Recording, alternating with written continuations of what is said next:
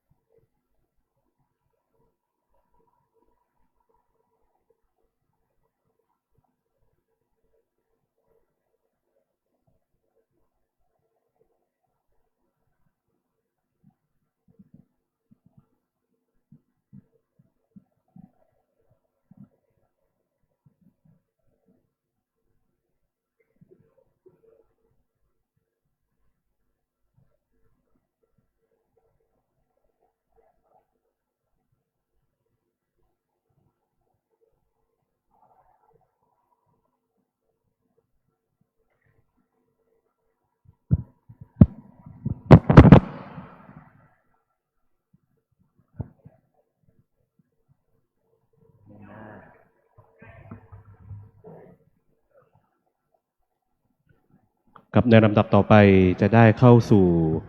พิธีการแสดงพระธรรมเทศนาตั้งอารมณ์พระกรรมฐานของโครงการฝึกอบรมพระวิปัสสนาจารย์ภาคเหนือรุ่นที่15ประจำปีพุทธศักราช2568นะครับในส่วนเบื้องต้นขอกราบอาราธนานิมนต์ผู้แทนผู้เข้าร่วมโครงการท่านพระครูบรรพตคัตยานุยุตได้เป็นผู้แทนกดสวิตช์ไฟบูชาพระรัตนตรัยเบื้องหน้าโต๊ะหมู่ด้านหน้าองค์พระประธานในมหาศาลาธนเรศครับขอกราบอาราธนาครับ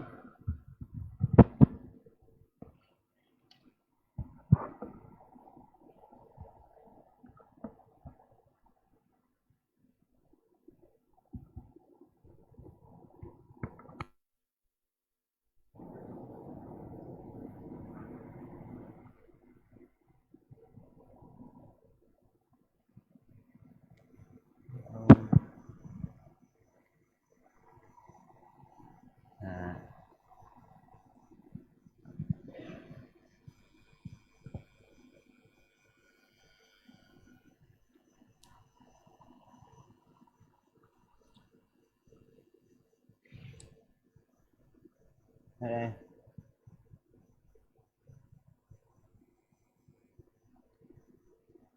เอาแบตเตอรี่มาเปลี่ยนแบตเตอรี่มันอ่อนทานมันอ่อนเอาทานใหม่มา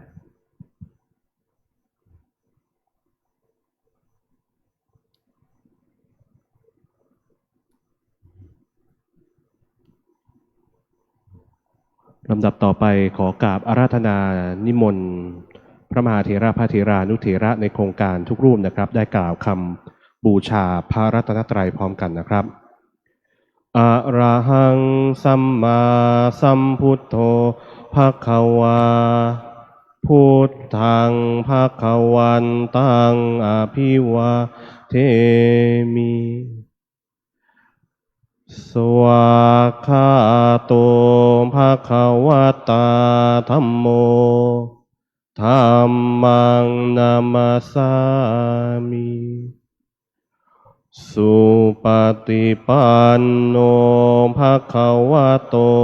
สาวกสังโฆสังฆังนะมามิ ในลำดับต่อไปขอกราบอาราธนานิมนต์ท่านพระครูศรัทธาวชิรากรตัวแทนผู้เข้าร่วมโครงการได้กดสวิตช์ไฟเทียนส่องธรรมเบื้องหน้าองค์แสดงพระธรรมเทศนาครับขอกราบอาราธนานิมนต์ครับ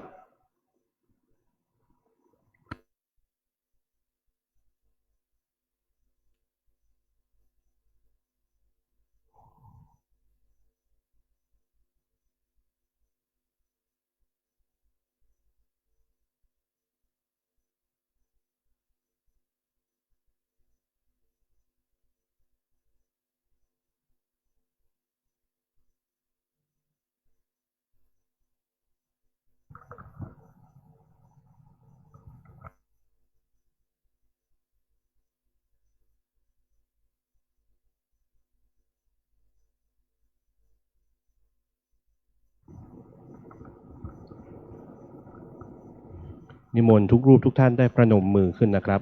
ศาสนพิธีกรจะได้กล่าวคำอาราธนาธรรม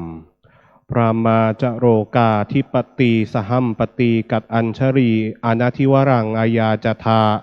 สันติทะสตัปปะระชักขะชาติกาเทเสตุธรรมังอนุกรรมปิมังปะชัง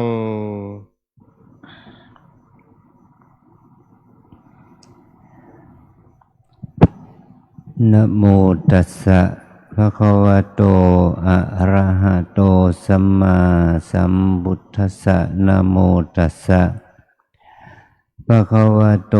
อะระหะโตสัมมาสัมพุทธัสสะนะโมตัสสะภะคะวะโตอะระหะโตสัมมาสัมพุทธัสสะ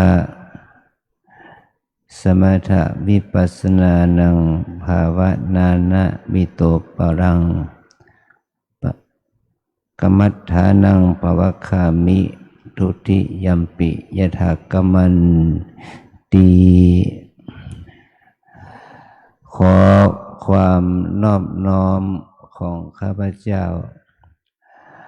จงมีแด่สมเด็จพระผู้มีพระภาคเจ้าผู้ทรงพระมหากรุณาธิคุณอันประเสริฐผู้บริสุทธิ์จากกิเลสตรัสรู้ชอบได้โดยพระองค์เองขอความน้อมน้อมต่อพระธรรมและคณะพระอริยสงฆ์เจ้าทั้งหลายในโอกาสบัดนี้จะได้แสดงธรรมเพื่อเป็นอุปการะต่อการปฏิบัติกรรมฐานภาวนาของพวกเราทั้งหลายในวันนี้เราทั้งหลายได้ปฏิบัติกรรมฐานภาวนาเพื่อให้เรานั้นเกิดความรู้ความเข้าใจเกี่ยวกับอารมณ์กรรมฐานที่เราเรียกว่าตั้งอารมณ์ตั้งอารมณ์กรรมฐานเพราะกรรมฐานนั้นมีสองประการสมถภาวนากรรมฐานกับวิปัสสนาภาวนากรรมฐานนี่เราทั้งหลายจะได้รู้ถึงเงื่อนไขอุปนิสัยเหตุปัจจัยของการเจริญสมาธิภาวนาและปัญญาภาวนาอันนี้เพราะว่าเราทั้งหลายที่เราได้เกิดมาเป็นมนุษย์พบพระพุทธศาสนาได้อยู่ในร่มบารมีธรรมของพระรัตนตรัยเราจะต้องเจริญกรรมฐานภาวนาทั้งสองประการนี้โดยที่เราได้ถือว่าทุกรูปทุกคนเนี่ยเราเจริญไตรสิกขาคือศีลสิกขาพร้อมด้วยข้อวัดตุดงควัดเป็นข้อวัดปฏิบัติที่จะทำให้เรานั้นมีกายกรรมวจีกรรมที่เป็นบุญเพื่อทำให้เราเกิดจิตตสิกขาคือสมาธิและปัญญาสิกขาเหมือนกับเรานึกถึงว่าสมถะวิปัสสนาไม่ใช่เป็นของที่แยกจากกันโดยมันเป็นธรรมที่เกี่ยวเนื่องกันเหมือนกับเราโบราณพ่อแม่เราเนี่ยฟันเส้นเชือกเขาจะต้องฟันเชือก2 เส้น 3 เส้นไปด้วยกัน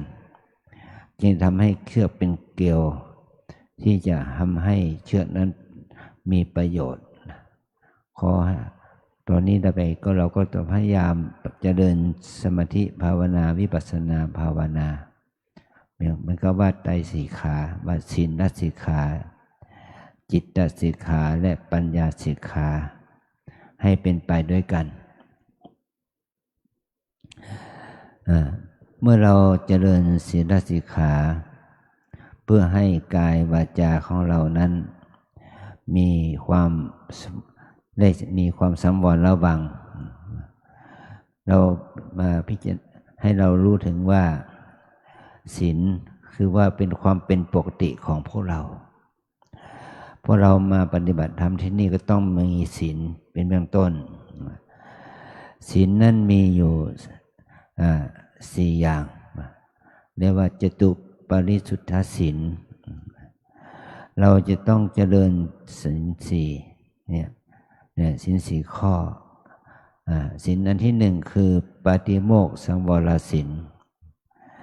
เราจะต้องรักษาศีลปาติโมกข์เรียกว่าที่เราศีล227เนี่ยเราจะต้องให้ความใส่ใจในการประพฤติข้อศีลสิกขาบทที่เป็นสิ่งที่มันเป็นอาบัติเนี่ยก่อให้เกิดผล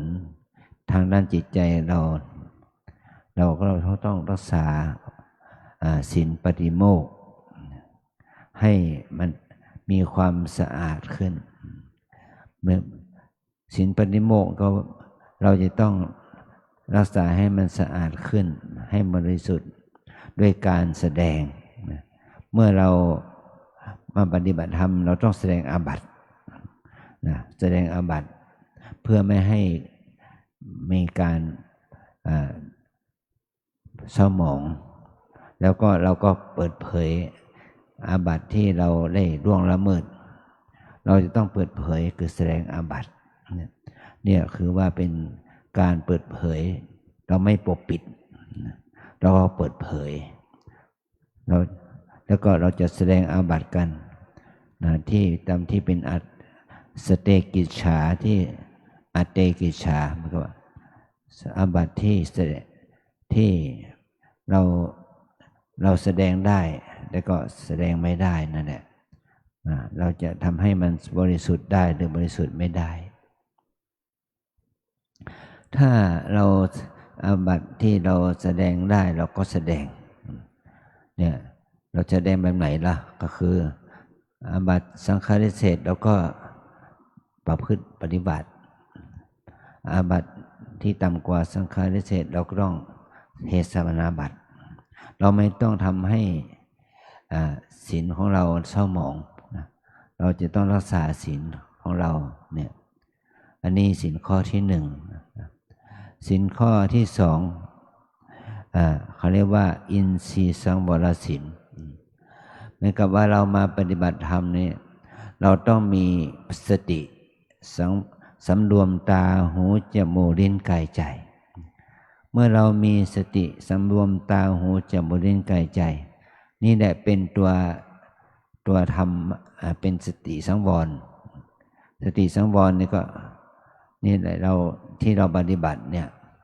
มันก็ว่าเราเมื่อเราเจริญสติ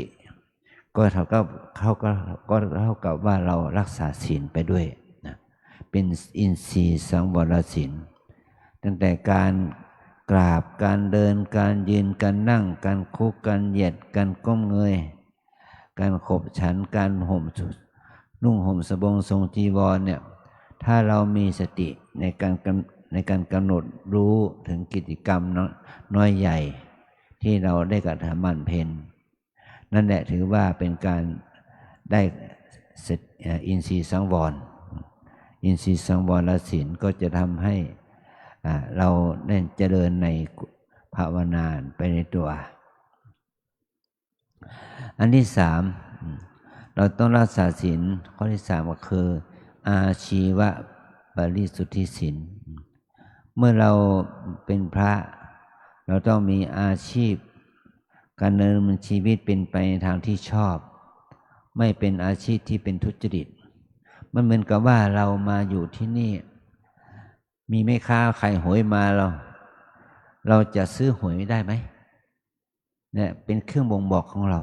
ศีลของเราข้อนี้เราจะรักษาได้ไหมเนี่ยเราก็ไม่เราจะต้องรักษาศีลทำให้อาชีวะของเราถูกต้องไม่ใช่ว่ามาปฏิบัติธรรมเราจะถูกหวยรวยเบอร์มันก็เป็นไปไม่ได้เหมือนกับว่าเรามาปฏิบัตินี่เราฝากเขาไปซื้ออาหารหน้าวัดเนี่ย เอามาฉันอย่างนี้ก็ไม่ถูกต้อง มันอาชีพของเรามันเป็นมิจฉาครับมิจฉาอาชีวะอาหารที่เ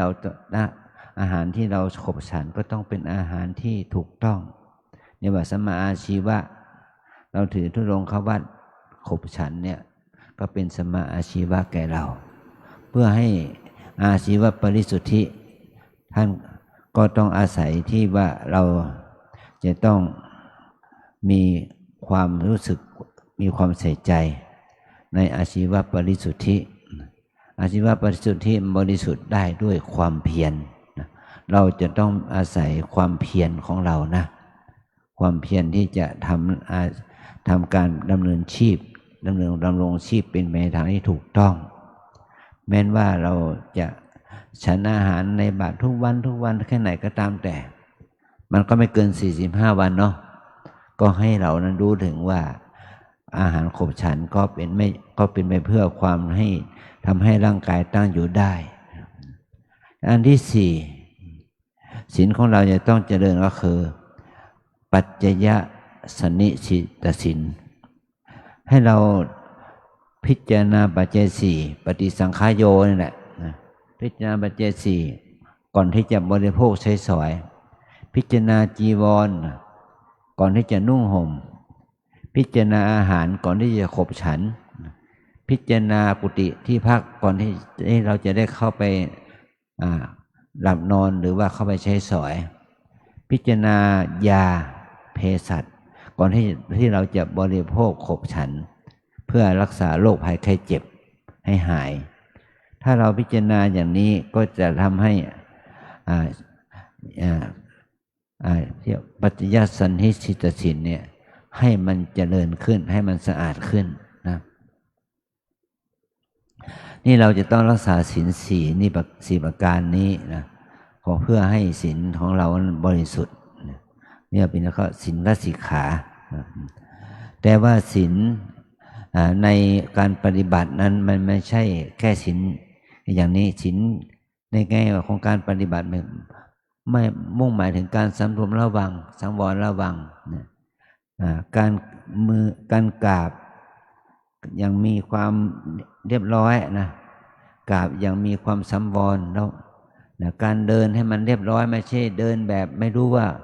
เท้าขวาไปเท้าซ้ายไปเราจะต้องเดินอย่างมีสติความสังวรระวังเนี่ยความเรียบร้อยทางด้านกายกรรมวจีกรรมการพูดเราต้องพูดดีเนี่ยมันจะเป็นทำให้ศีลของเราดีขึ้นเรามาอยู่ที่นี่เราต้องมีความรู้สึกที่ดีต่อตนเองต่อสำนักเราจะต้องไม่สูบบุหรี่นะใครเมื่อหลายปีก่อนผมสอบอารมณ์ลูกศิษย์ท่านหนึ่งท่านม้วนบุหรี่มาแบบม้วนบุหรี่มาสอบอารมณ์ก็ต้องท่านมาจากท่านมาปฏิบัติที่นี่ก็มาตัดบุหรี่ได้ที่นี่โดยที่เราทั้งหลายก็ต้องเข้าใจว่าท่านทั้งหลายสูบบุหรี่ก็ติดบุหรี่มาก็มาลากบุหรี่เนี่ยนี่เป็นเหตุให้ศีลบริสุทธิ์ขึ้นนะเนี่ยว่าเราจิตบุหรี่ก็ละบุหรี่ได้แล้วก็ไม่ซื้อบุหรี่มาสูบอย่างนี้นะมันก็จะเป็นศีลของเรานะความสังวรระวังหมายความว่าถ้าเรามาสอบอารมณ์กับครูบาอาจารย์เนี่ยถ้าครูบาอาจารย์นั่งอยู่ใต้ลมครูบาอาจารย์จะรู้ทันทีว่าเราสูบบุหรี่เราสูบบุหรี่กลิ่นบุหรี่มันจะออกนะขอให้เราจงมีความซื่อสัตย์ต่อตัวเองต้องมีความซื่อสัตย์ต่อการปฏิบัติธรรมเนี่ยก็หมายความว่าให้เราพยายามละเลิกบุหรี่ให้ได้ถ้าเรายังสูบอยู่อย่างนี้นะอันนี้จะเป็นเหตุให้การปฏิบัติธรรมของเราให้ดีขึ้นนะการภาวนาก็ได้ดีขึ้นกลับไปเป็นพระใหม่เป็นพระรูปใหม่เพราะว่ากลับไปผมจะ ผมจะได้ให้ศรัทธาได้เห็นถึงความเป็นที่ผมเป็นคนใหม่เป็นพระรูปใหม่อย่างนี้นะอันนี้เราจะต้องรักษาศีลหมายความว่าเรามาเนี่ยเป็นพระอย่างหนึ่งเป็นพระที่มีพฤติกรรมมีความประพฤติปฏิบัติอย่างหนึ่งแต่ขากลับไปเนี่ยเป็นพระรูปใหม่เป็นพระองค์ใหม่ให้เราจะได้ให้ศรัทธาญาติโยมนั้นเริ่มใส่ศรัทธาอย่างด้วยการที่เรามีข้อวัดปฏิบัติที่ดีก่อให้เกิดอานิสงส์ความดีงามนี้เกิดขึ้นแก่ศรัทธาญาติโยมเนี่ยลูกศิษย์ลูกหาหรือว่าใครก็แล้วแต่ว่าโอ้พระเรานะไปปฏิบัติธรรมที่วัดพระราชสีจอมทองที่เชียงใหม่เนี่ยเป็นพระใหม่กลับมาเนี่ยเป็นพระองค์ใหม่กลับมามีพฤติกรรมใหม่ออกมาแต่ก่อนนี่เป็นคนที่พูดเข้าใจยากแต่ตอนนี้เราจะต้องพูดให้เข้าใจง่ายหน่อยเนี่ยอันนี้ก็เป็นเหตุแห่งความมีพฤติกรรมทางวจีกรรมทางศีลนี้ดีขึ้นนะอันนี้ขอให้เราให้รู้ว่าการที่เรามาปฏิบัติธรรมมันไม่ใช่ว่าพัฒนาจิตเนี่ยโดยอาศัยพฤติกรรมทางจิตอย่างเดียวแต่ต้องพฤติกรรมทางกายวาจาด้วยนะอันนี้เรามีศีลแล้วก็ฝึกให้เรามีสมาธิว่าพื้นฐานของสมาธินั่นกว่าจิตตสิกขาเนี่ยจิตตภาวนานี่มุ่งหมายถึงคุณธรรม3ประการความเพียรชอบความระลึกชอบจิตเป็นหนึ่งเดียวจิตตั้งมั่นชอบอันนี้เป็นจิตตสิกขาที่เราเรียกกันว่าสมถะแปลว่าสงบหมายความว่ามันสงบจากอะไรหมายความว่าเรามาปฏิบัติเราสงบจากนิวรณ์5ถ้าเรามาปฏิบัตินี้เราจะได้จิตตสิกขาจิตตภาวนาด้วยความสงบแห่งนิวรณ์5เป็นเครื่องวัดเรานะกามฉันทะกามราคะจะต้องลดลงพยาบาทหรือปฏิฆะความโกรธความเกลียดความเจ้าอารมณ์จะต้องลดลงหรือเบาบางลงอันที่3ถีนามิทะความง่วงเหงาหานอนเนี่ยจะต้องลดลงอุทธัจจะกุกุจจะความฟุ้งซ่านรำคาญใจจะต้องลดลงนะจิตใจฟุ้งซ่านก็ลดลงนะจิตแล้วก็อันที่5วิจิกิจฉาความสงสัยดังในใจในข้อธรรมในข้อประพฤติปฏิบัติความสงสัยดังในใจในหลักกรรมฐานภาวนานั่นจะต้องลดลงหมดไปอันนี้ถือว่าเป็นข้อธรรมที่เกิดจากที่เรานั้นได้เข้าถึงจิตตสิกขาความสงบแห่งจิตและความสงบแห่งจิตหมายถึงว่าจิตใจมันสงบจากนิวรณ์5แม้ว่าเราจะละนิวรณ์5ไม่ได้แต่เราทำให้นิวรณ์5เบาบางลงแม้ว่าเราจะชำระนิวรณ์5โดยสมุเฉทปาหารไม่ได้เราก็จะต้องละนิวรณ์ทั้ง5ได้แต่ทางฆ่าปาหารละได้โดยขณะที่เป็นปัจจุบันอันนี้เป็นจิตตสิกขาเนี่ยอันที่3เนี่ยก็คือปัญญาสิกขาปัญญาสิกขาก็คือการเจริญปัญญาภาวนาเมื่อเรามาปฏิบัติเนี่ยเราจะต้องเจริญคุณธรรมขั้นที่3เมื่อมันมีกับเชือกเกลียวที่3เชือก2เกลียวมันเกลียวกันได้แล้วมันก็เหนียวแน่นด้วยนะแต่มันเกลียวที่3มันจะทำให้เหนียวแน่นยิ่งขึ้นถ้าเรามาปฏิบัติเนี่ยเราต้องพัฒนาปัญญาสิกขาเมื่อให้เรารู้ทางจริงให้เรารู้ตามเป็นจริงรู้สภาวะธรรมตามเป็นจริงรู้แจ้งตามเป็นจริงนี่คือด้วยอำนาจของปัญญาสิกขานี่คือว่าในแง่ของหลักปริยัตินะที่เกี่ยวกับองค์อารมณ์ปฏิบัตินะเมื่อเรารู้จักปัญญา รู้ปัญญาแปลว่าธรรมะความรู้ชอบความรู้แจ้งความรู้ชอบรู้แจ้งมันเป็นยังไงเราจะอธิบายกันต่อไปเมื่อเรามาปฏิบัตินี้เพราะว่าเราจะได้เรียนรู้ตัวสภาวะธรรมสภาวะธรรมที่เกิดที่เกี่ยวกับปัญญาสิกขาเนี่ยมันก็ให้รู้ถึงเรารู้ปรมัตถ์ปัจจธรรมนะแล้วถ้าจิตตสิกขานี่เราเรียกว่ารู้บัญญัติธรรมเราเจริญวิปัสสนาให้เราจะได้เรียนรู้ปรมัตถ์ตัวปรมัตถ์ธรรมปรมัตถธรรมเนี่ยถ้าเรามาปฏิบัติเราก็ถ้าเรายังไม่เข้าใจถึงอะไรเป็นบัญญัติอะไรเป็นปรมัตถ์มันก็จะทำให้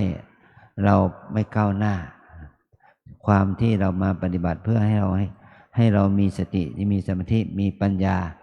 มันก้าวหน้าไปด้วยกันนะมันก็เข้าถึงจะทำให้เราเข้าถึงปัญญาสิกขาเนี่ยข้อนี้ขอให้เราได้เรียนรู้ไตรสิกขานี่ก่อนในแง่ของ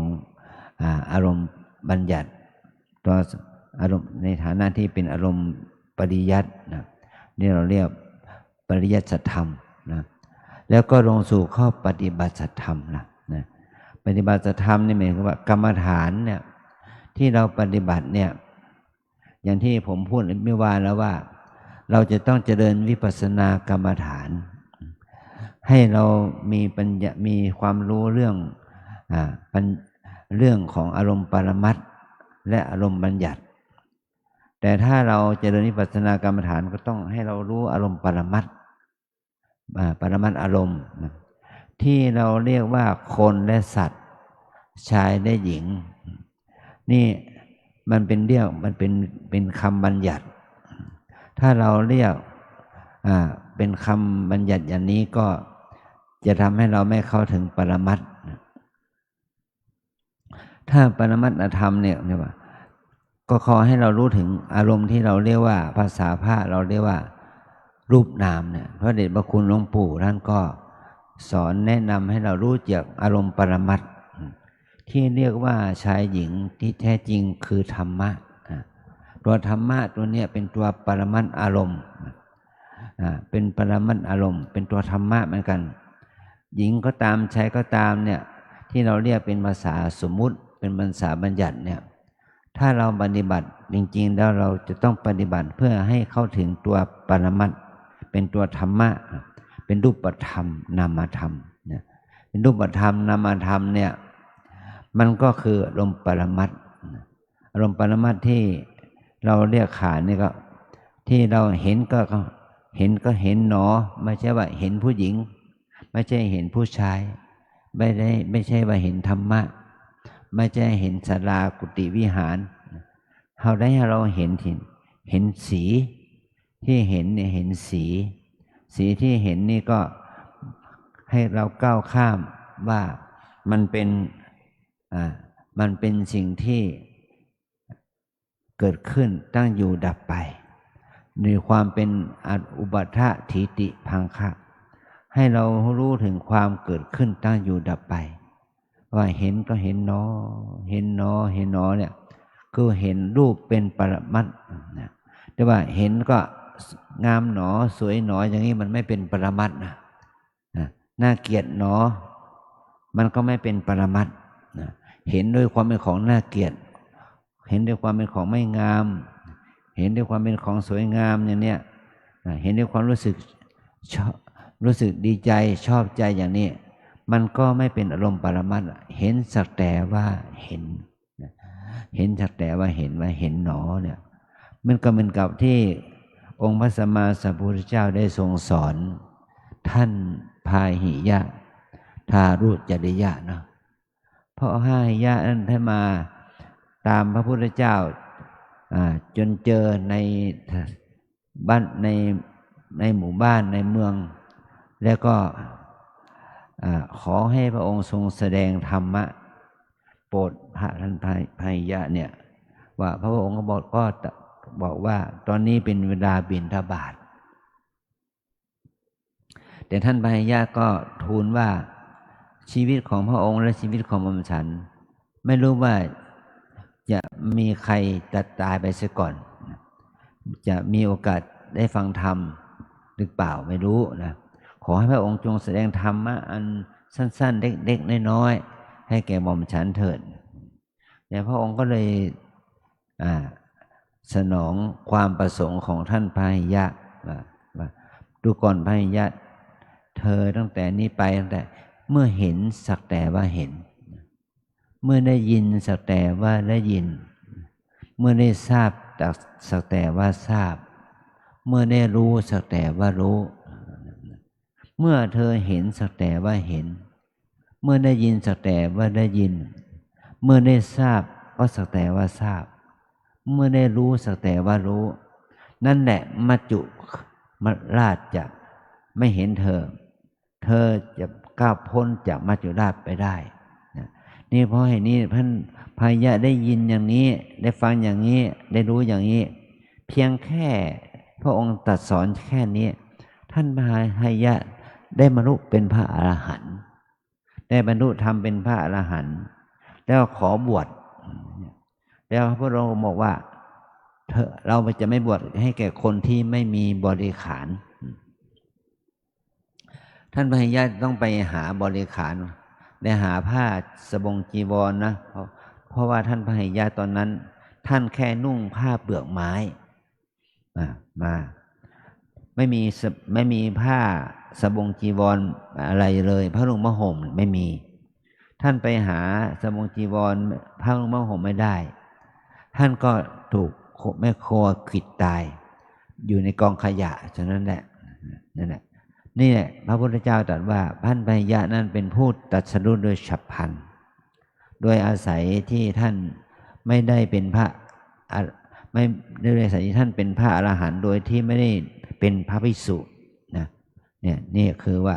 ท่านเข้าใจถึงสัจธรรมข้อนี้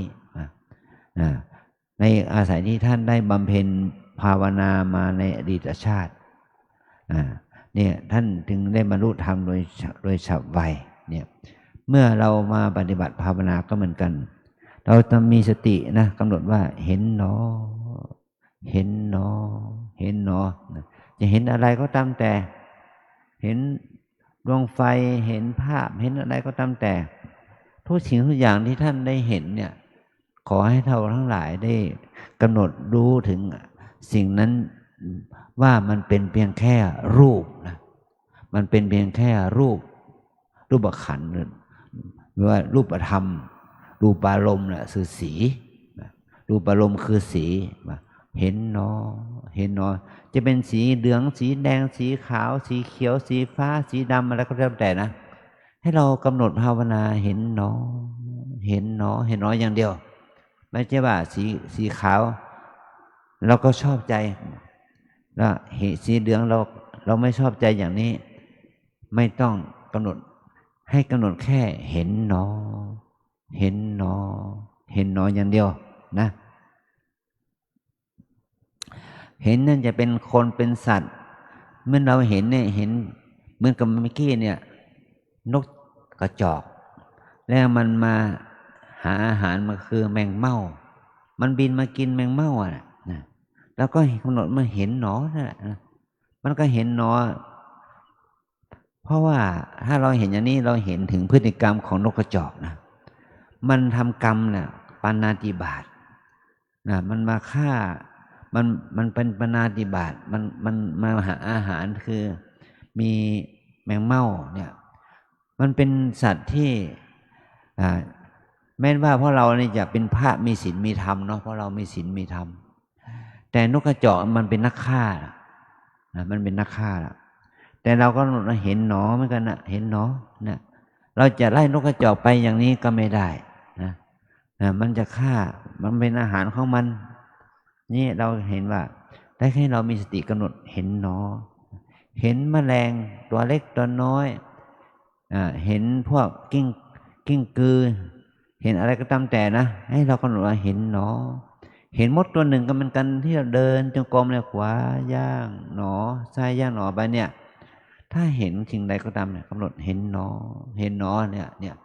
ก็ทำให้เราสักแต่ว่าเห็น แม้ว่าเราจะรู้ว่าสิ่งที่เห็นนั้นคืออะไร เป็นกิ้งกือก็ตามแต่เป็นมดก็ตามแต่เป็นแมลงก็ตามแต่ ก็ให้เรามีสติกำหนดว่าเห็นหนอเห็นหนออย่างนี้นะ โดยเฉพาะพระใหม่ แล้วก็โยคีใหม่ แต่พระที่มา2 ครั้ง 3 ครั้งแล้วผมก็เบาใจแล้วเพราะว่าท่านจะกำหนดอย่างนี้ขอให้ท่านกำหนดอย่างนี้นะพระใหม่ก็ต้องกำหนดเห็นหนอนั่นแหละนะเห็นหนอเห็นหนอเห็นหนอให้เรารู้ว่าสักแต่ว่าเห็นมันจะเป็นสีอะไรก็ตามแต่จะเป็นคนเป็นสัตว์อะไรก็ตามแต่จะเป็นพระพุทธรูปอะไรก็ตามแต่จะเป็นทองคำอะไรก็ตามแต่ให้เรากำหนดว่าเห็นหนอเห็นหนอ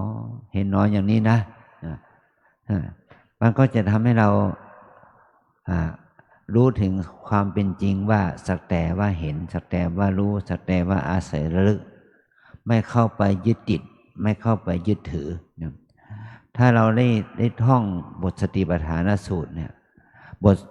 บทสุดท้ายที่องค์พระสัมมาสัมพุทธเจ้าได้ทรงสอนว่ายาวะเดวะยานมัตตายะปฏิสติมัตตายะอนิชิโตจะวิหารตินาจะกินจิโลเกอุปทิยตินะสักแต่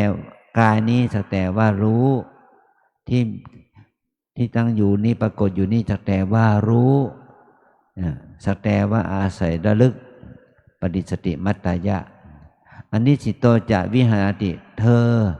ย่อมไม่ติดอยู่หมายความว่าโยคีผู้ปฏิบัตินั้นจะต้องไม่ติดอยู่ในสภาวะอันนั้นไม่ต้องไปติดอยู่ในสันฐานบัญญัติอะไรอย่างนั้นไม่เข้าไปยึดถือ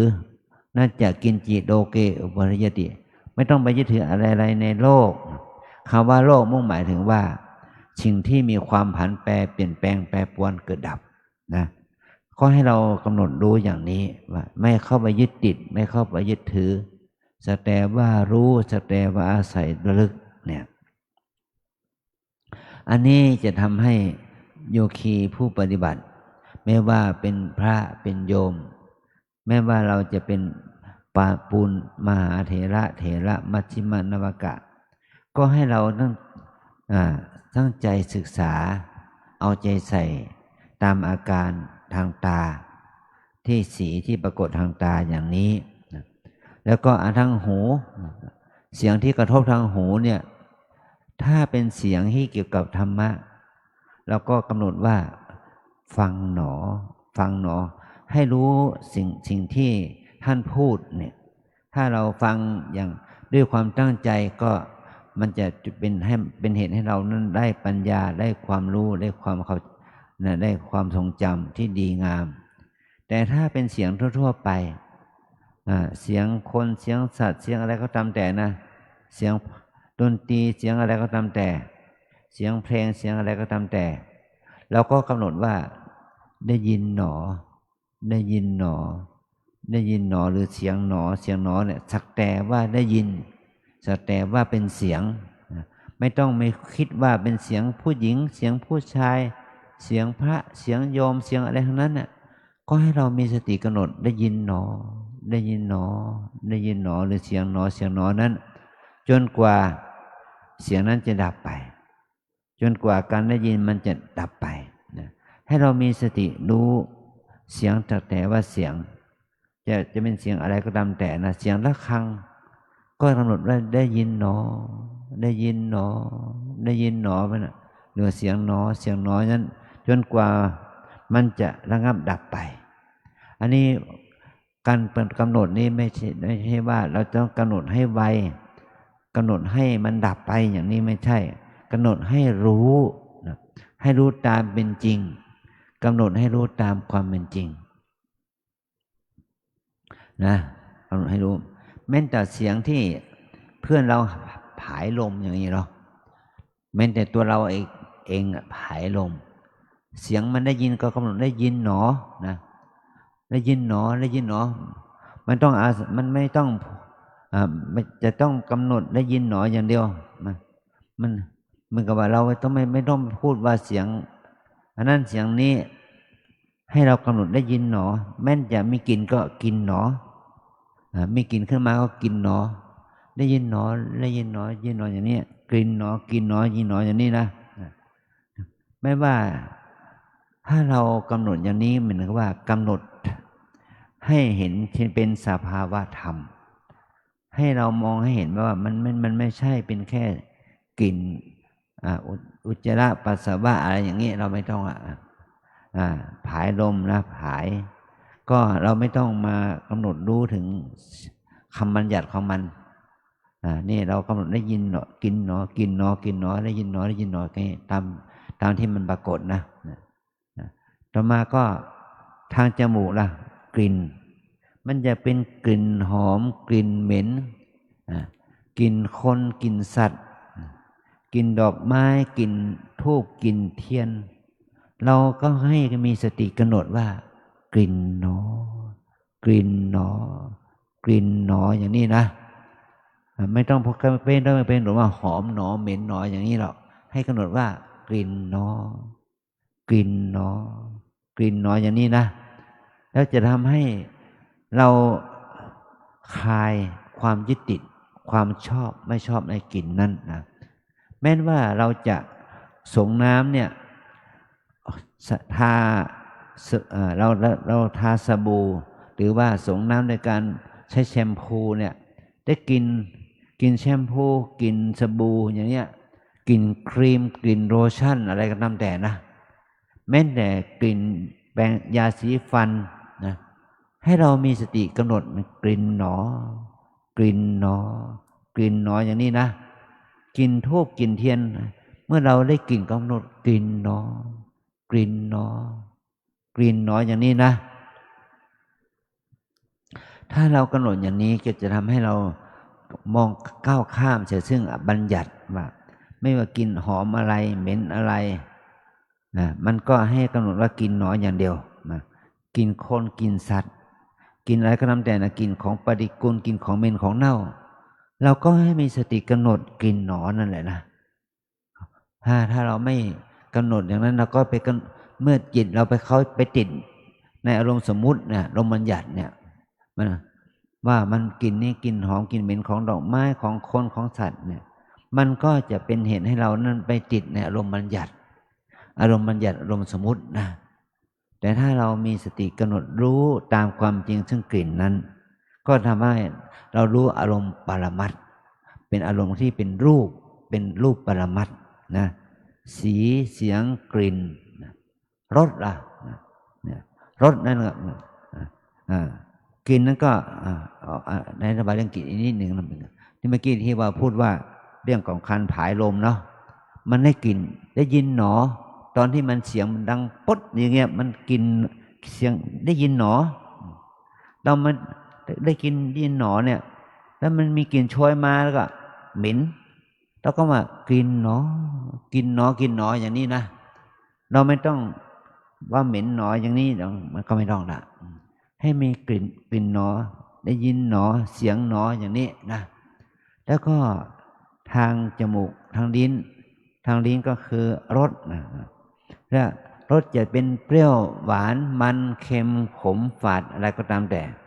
ถ้าเปรี้ยวหวานมันเค็มขมฝาดมันเกิดขึ้นให้กำหนดว่าเมื่อมันมาถูกรสถูกลิ้นเราแล้วเรากำหนดว่ารสหนอรสหนอรสหนอหรือว่าเราไม่ต้องไปกำหนดว่าเค็มหนอเปรี้ยวหนอขมหนอฝาดหนอแล้วนะให้กำหนดว่ารสหนอรสหนอรสหนอเนี่ยแค่รู้แม้ว่ามันจะอร่อยมันจะรู้สึกอร่อยก็ให้รู้สึกว่าให้เรามีสติกำหนดว่ารสหนอนะอาหารที่เราขบฉันเนี่ยมันอร่อยให้เรากำหนดว่ารสหนอ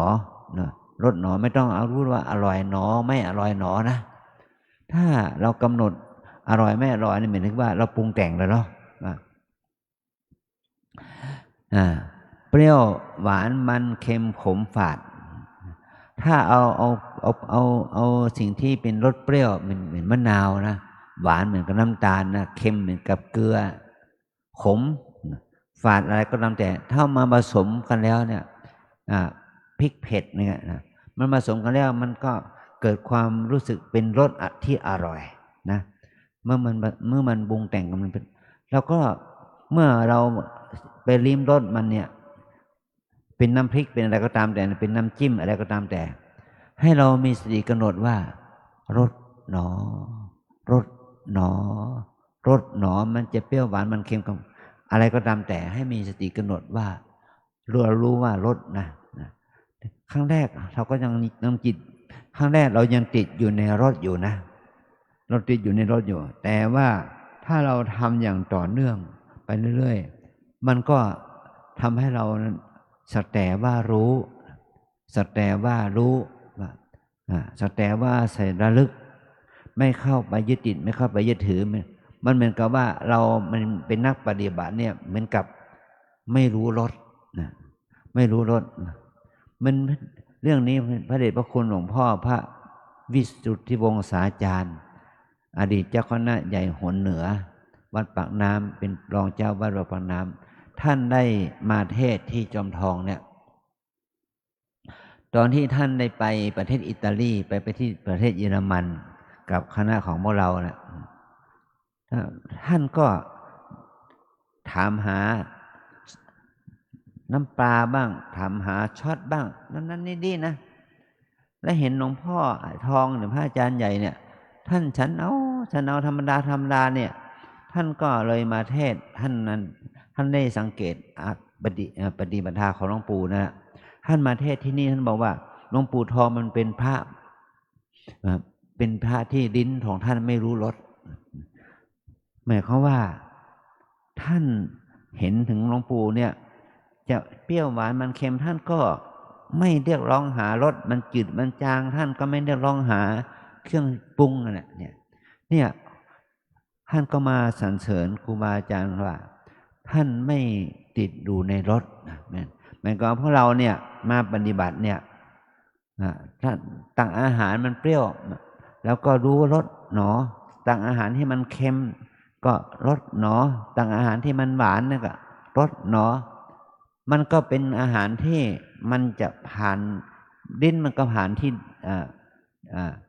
รสมันก็ผ่านที่ลิ้นนะเมื่อมันเข้าถึงท้องมันก็ไม่รู้รสเนี่ยก็ให้เรารู้ถึงว่า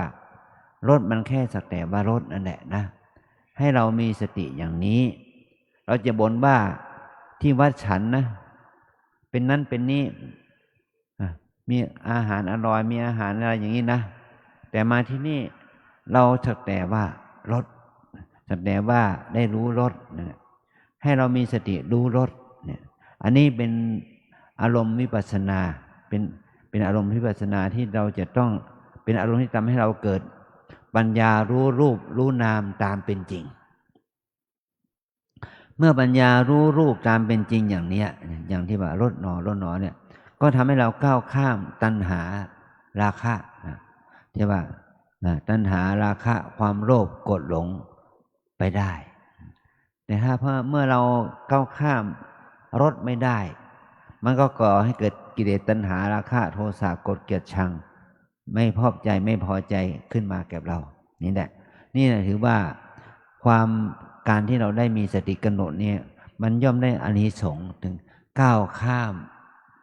กรรมคุณอารมณ์คือรูปเสียงกลิ่นรสสัมผัส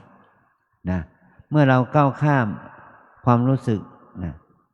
ความยินดีพอใจชอบไม่ชอบเกี่ยวกับรูปเสียงกลิ่นรสและสัมผัสเนี่ยมันก็ทำให้เราเกิดปัญญาเกิดสติเกิดสมาธิเกิดความเพียรเกิดความอดทนมากขึ้นดีขึ้นอย่างนี้นะมันแล้วก็ทางกายล่ะโผฏฐัพพารมณ์ทางกายนี่ก็หมายถึงว่ากายนี่เราสัมผัสปฐวีโผฏฐัพพะเตโชโผฏฐัพพะกับวายโยโผฏฐัพพะปฐวีโผฏฐัพพะว่ากายนี้รู้ถึงความแข็งความอ่อนเตโชโผฏฐัพพะกายนี้รู้ถึงความเย็นความร้อนวายโยโผฏฐัพพะหมายถึงว่าทำให้เรารู้ถึงความหย่อนความตึงเนี่ยเมื่อกี้ผมเดินมากับท่านเจ้าคุณศรีผมเดินมาขึ้นมาที่เนี่ย เราก็เพิ่งได้สัมผัสพื้นจริงเนาะแต่ก่อนนี่เป็นพรมนะเป็นพรมเต็มที่เลย ตอนนี้เราได้สัมผัสกับหินขัดเนี่ยโอ้ผมชอบใจอ่ะช่วงนี้เราเดินบนหินขัดตอนนี้ก็เย็นดีเนาะเย็นเย็นมันไม่ใช่เดินบนพรมเรารู้สึกถึงสัมผัสเย็นเนี่ยผิวกายมันเย็นที่ฝ่าเท้าของเราเนี่ยแล้วรู้สึกถึงความร้อนว่าขวาย่างหนอเนี่ยไอ้ที่หนอตอนที่หนอเนี่ยมันรู้ถึงความเย็นของฝ่าเท้าที่สัมผัสกับพื้นหินขัดนี่นะเย็นเราไม่ได้สัมผัสกับหินขัดนะเราได้สัมผัสกับเย็นเราได้สัมผัสกับร้อนเราได้สัมผัสกับความหย่อนความตึงอ่อนแข็งเนี่ยเรารู้สัมผัสถึงความแข็งเราไม่ถ้าเราเดินบนพรมเนี่ยมันรู้สึกนุ่มก็จริงแต่มันไม่เสถียรฝ่าเท้าของเรามันสัมผัสกับพื้นที่เป็นพรมมันไม่เสถียรแต่ถ้าเราฝ่าเท้าของเราเดินไปตามนี้นะมันเสถียรกว่านะมันเสถียรกว่าขวาย่างหนอเรารู้สึกถึงอะไรแข็งอ่อนเย็นร้อนหย่อนตึงนะหนอลงไปนี่เรารู้ถึงอะไรเย็นร้อนแข็งอ่อนหย่อนดึงท่านทั้งหลายลองเอามือสัมผัสกับผ้าพื้นกันได้นะสัมผัสดิลองเอามือสัมผัสกับพื้นเราจะรู้ว่ามือเราสัมผัสรู้อย่างไรรู้เย็น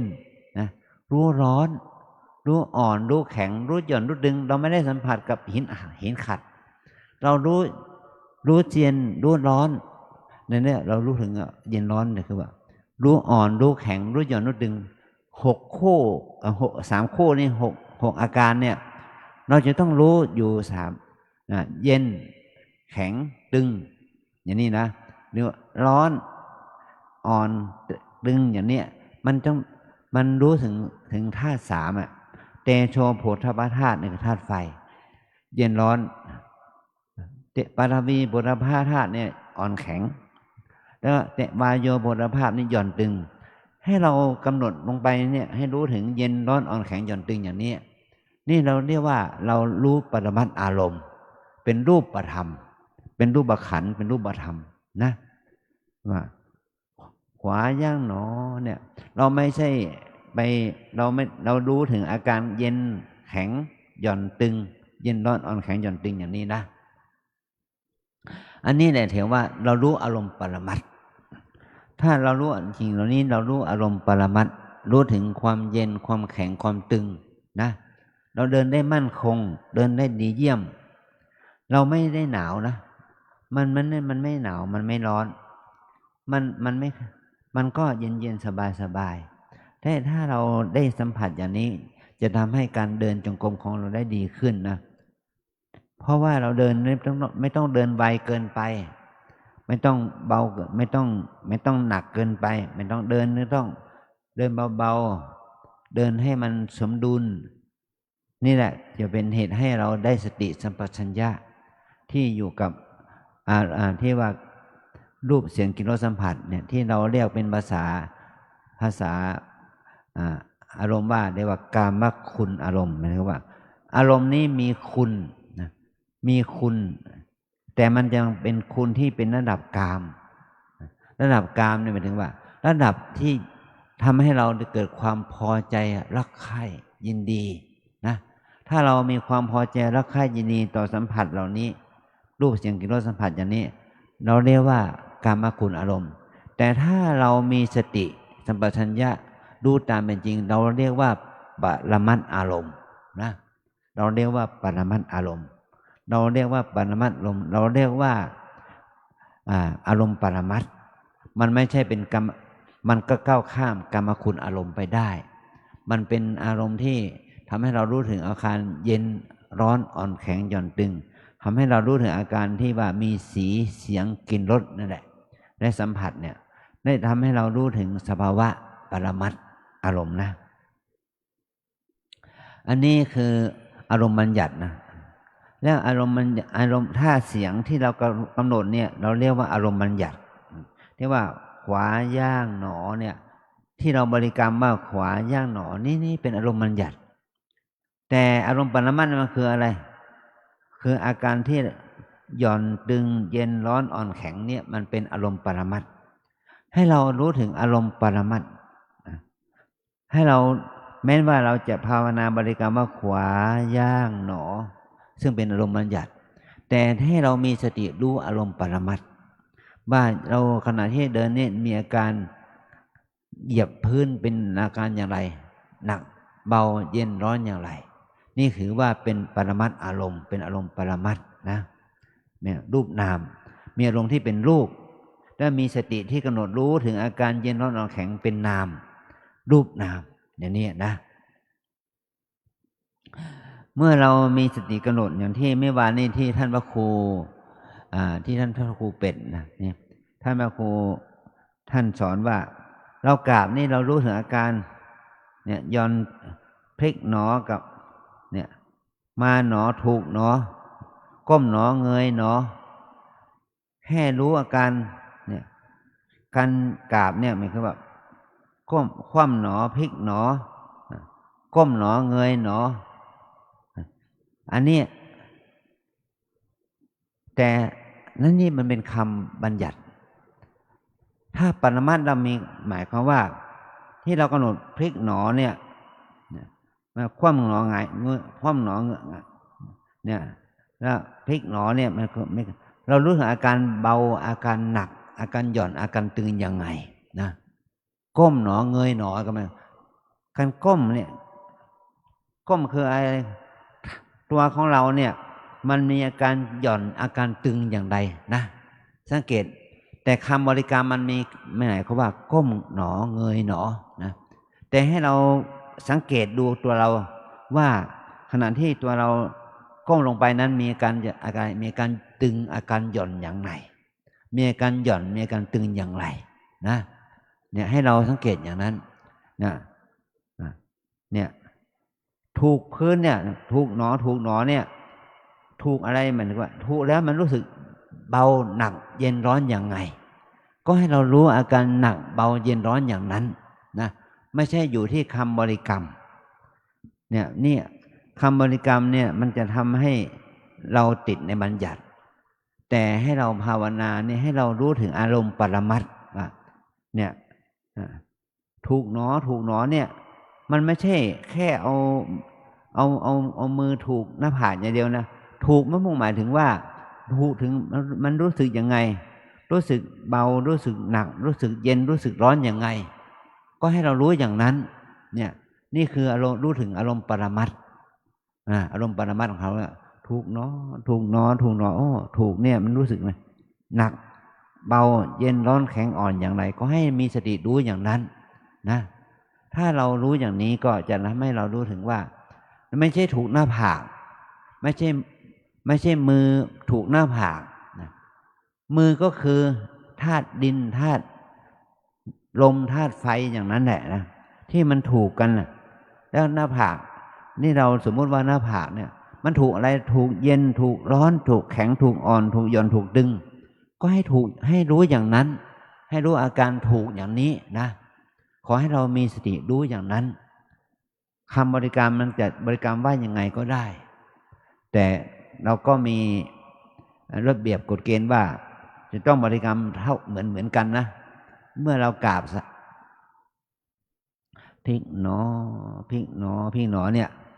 ยผมก็ได้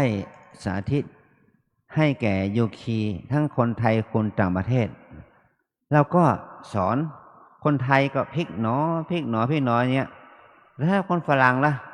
คนต่างประเทศล่ะเป็นภาษาไทยเนี่ยเป็นภาษาอังกฤษน่ะก็ opening หมายถึงว่าเปิดหนอนะแต่ถ้าคนจีนล่ะตาคายนี่แหละมันก็เป็นภาษานะมันเป็นภาษาบัญญัตินะแต่เป็นภาษาไทยเรานี่มันก็พลิกหนอเนี่ยเราไม่ใช่ว่ากำหนดแค่พลิกหนอไม่ใช่ว่าแค่รู้หนอแต่ให้เรารู้ถึงอาการเคลื่อนไหวนะมีอาการเคลื่อนไหวเท่านั้นเองเนี่ยถือว่าเราไม่ต้องไปติดในคำสมมุติแต่ว่าเราต้องถือสมมุตินะสมมุติสัจจะ ยึดในสมมติสัจจะนี่ให้มันถูกต้องมันก็ว่าพองหนอยุบหนอเนี่ยภาษาไทยว่าพองหนอยุบหนอเนี่ยภาษาพม่าเรียกว่าอะไรปองแดเป้งแดเนี่ยภาษาจีนล่ะสีฝูฉีฝูภาษาอังกฤษล่ะ rising falling เนี่ยภาษาสเปนล่ะเนี่ย fuera adentro เนี่ยภาษาเยอรมันก็คือ heben sinken มันคนละภาษานะแต่สภาวะปฏิบัติมันต้องเหมือนกันคืออาการตึงอาการหย่อนนะเรารู้ถึงอาการตึงอาการหย่อนเนี่ยว่าพองหนอพองเนี่ยคืออาการตึงยุบหนอคืออาการหย่อนมันรู้ถึงอาการหย่อนตึงอย่างนี้ให้เรารู้ถึงอาการหย่อนตึงอาการหย่อนตึงเป็นอะไรเป็นกายหรือเป็นใจเป็นกายนี่เป็นรูปหรือเป็นนามเป็นรูปธรรมและตัวรู้ถึงอาการตึงอาการหย่อนตัวรู้เนี่ยอาการตึงอาการหย่อนนี่แหละคือตัวใจตัวนี้คือตัวนามนะตัวนามธรรมคือว่าจิตใจเนี่ยอาการตึงอาการหย่อนเนี่ยเรารู้สึกอึดอัดรู้สึกไม่สบายมันเนี่ยเป็นตัวให้เรารู้ถึงอาการของทุกข์ที่เราหายใจเข้าหายใจออกเนี่ยให้เรารู้ถึงอาการทุกข์สภาวะทุกข์มันเกิดขึ้นสติสมาธิมันเกิดขึ้นหรือเปล่าล่ะเมื่อเราพองกำหนดพองหนอยุบหนอเนี่ยมีสติไหมสติคือระลึกรู้ถึงอาการต้นพองกลางพองสุดพองอย่างนี้ต้นยุบกลางยุบสุดยุบอย่างนี้มันรู้ไหมเมื่อเราปฏิบัติใหม่ๆเนี่ยเราไม่รู้ถึงอาการพองอาการยุบเลยถ้าเราไม่รู้เราต้องมีสติเอามือกุมที่หน้าท้องเนี่ยหายใจเข้าหายใจออกหายใจเข้ายาวๆลึกเนี่ยรู้ถึงอาการพองเราจะต้องเบ่งหน่อยเราเบ่งออกมามันพองมันปล่อยลมให้ออกเข้ามันก็ยุบอาการพองอาการยุบนี่ให้เรารู้ถึงอาการพองอาการยุบแล้วเราจะใส่หนอได้ไหมใส่หนอทันหรือเปล่าหรือไม่ทันก็ไม่เป็นไรแต่ถ้าเราภาวนาไป2-3 วันแล้วมันจะสามารถทำให้การหายใจแล้วเราจะยาวขึ้นท้องพองก็ยาวขึ้นท้องยุบก็ยาวขึ้นแล้วก็กำหนดภาวนาพองหนอนี่ไม่ใช่หนอยาวๆไม่ใช่พองแล้วก็หนอไม่ใช่อย่างนั้นพองหนอยุบหนอนะให้เอามือกุมที่หน้าท้องเนี่ยนะถ้าเราหายใจเรายังไม่รู้พองยุบเลยให้มือกุมไว้หน้าท้องนี่นะถ้าเรามีสติรู้ถึงอาการพองยุบเนี่ยพองหนอยุบหนอมันก็เหมือนกับว่าหนอนี่หมายว่าสิ้นสุดแล้วหยุดแล้วสำเร็จแล้วสมบูรณ์แล้วเนี่ยหนอนี่แปลว่าเป็นปัจจุบันหนอนี่แปลว่าเป็นจริงนะให้เรารู้ถึงอาการพองอาการยุบถ้าเราไม่รู้ก็ดูอาการของมันว่าพองก็คือพองยุบก็คือยุบถ้าเราจับมันได้มันก็จะสามารถทำให้เรามีสติมีสมาธิดีขึ้นได้นี่คือถึงว่าการภาวนาให้เราจับอาการพองยุบให้ได้แม้ว่าครูบาอาจารย์ท่านทั้งหลายจะภาวนาแนวอื่นมาก่อนไม่ว่าภาวนาแบบอานาปานสติแบบพุทโธก็ตามหรือว่าเจริญภาวนาแบบสัมมาอรหังอย่างนี้ก็ตามนะแต่เราจะภาวนาแบบไหนก็ตามแต่ถ้าเรามาอยู่ที่นี่เราก็ต้องมาเปลี่ยนคำบริกรรมหน่อยในอดีตที่ผมฝึกกับหลวงปู่เนี่ย5 วัน7 วัน5 วัน7 วันเนี่ยผมจับอาการพองยุบนี่มันชัดเจนแต่รู้อยู่นะเดี๋ยวก็ลืมผมต้องอาศัยเอามือล้วงเข้าในผ้าจีวรล้วงเข้าไปในเอามือของเรานี่ไปสัมผัสกับหน้าท้องเนี่ยใช้เวลาเป็น5 วัน7 วัน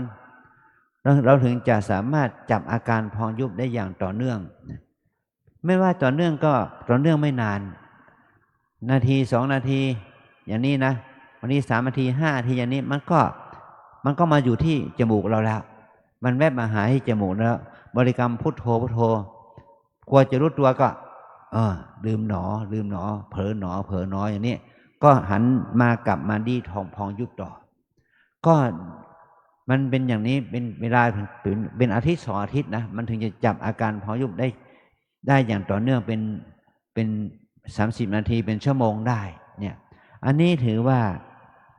เราจะต้องจับฐานของเราให้ได้นะดีว่าตั้งฐานอารมณ์นะต้องจับอาการพองยุบนี่ให้ได้ตามความเป็นจริงของเราถ้าเราจับไม่ได้แล้วเราก็อย่าพึ่งว่าไม่มีวาสนาอย่าคิดว่าเราไม่มีวาสนาไม่มีบุญนะเราจะต้องบริกรรมต่อไปเราต้องมีความเพียรต่อไปเหมือนกับว่าเนี่ยถ้าเรานั่งอยู่เนี่ยเราต้องเอามือกุมหน้าท้องให้ได้นะถ้าเรากุมหน้าท้องไม่ได้ก็พยายามต่อไปให้มันรู้สึกอาการพองอาการยุบเนี่ยหายใจลึกหายใจยาวๆจนรู้สึกถึงอาการพองอาการยุบให้เกิดขึ้นให้ได้เราจะบอกว่าเราไม่มีอุปนิสัยอุปนิสัยของผมอยู่ที่นี่จมูกผมเจอเยอะนะเจอคนไทยคนเทศเนี่ยก็ต้องสอนเขาแนะนำเขาว่าเราและเขาก็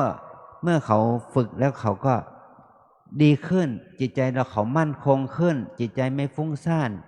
หลังจากที่เขาจำอาการพองยุบได้นะหมายความว่าธรรมชาติของลมหายใจของเรานี่นะมันหายใจเข้าที่จมูกนะเราจะรู้ง่าย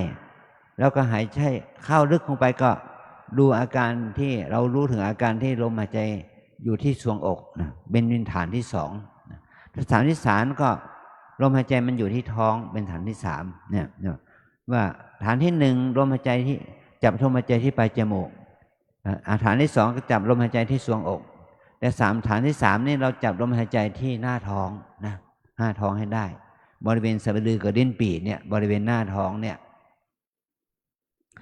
แต่ถ้าเราเอาสติไปที่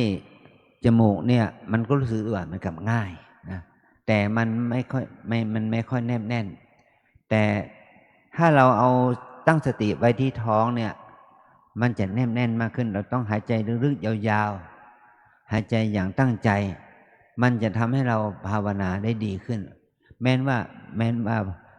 โดยที่ว่าเพราะเราเนี่ยมาอยู่ที่นี่มาฝึกแนวสติปัฏฐาน4เนี่ยจะใช้เวลาถึง45 วันเนี่ยเราจะต้องฝึกให้มันได้พองยุบได้อย่างแท้จริงให้ได้นะเมื่อเราได้ที่นี่แล้วก็กรรมฐานที่เราได้ฝึกมาแต่อดีตนะจะเป็นแนวที่ไปจมูกก็ตามจะที่ทรวงอกก็ตามคำบริกรรมแบบไหนก็ตามคำบริกรรมเหล่านั้นมันก็จะหายไปมันอยู่ที่พองยุบของเราอย่างนี้มันจะทำให้สมาธิเราดีขึ้นสติเราดีขึ้นความเพียรเราดีขึ้นให้มันต่อเนื่องถ้าเราไม่ทำอย่างนี้เราไปติดอยู่ในอารมณ์เก่า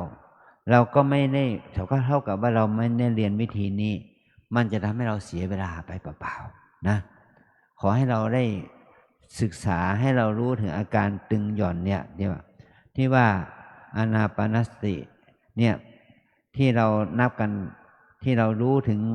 ลมเข้าลมออกให้เรารู้ถึงต้นลมกลางลมปลายลมเนี่ยแต่ตอนนี้เรามาฝึกที่ปลายลมรู้ถึงอาการพองอาการยุบนี้ให้เราได้ทำให้ได้ถ้าเราทำไม่ได้ก็ทำให้เราเสียเวลาให้เราจดจ่อใส่ใจจดจ่อต่อเนื่องอยู่กับอาการพองอาการยุบนี้นะเป็นฐานภาวนา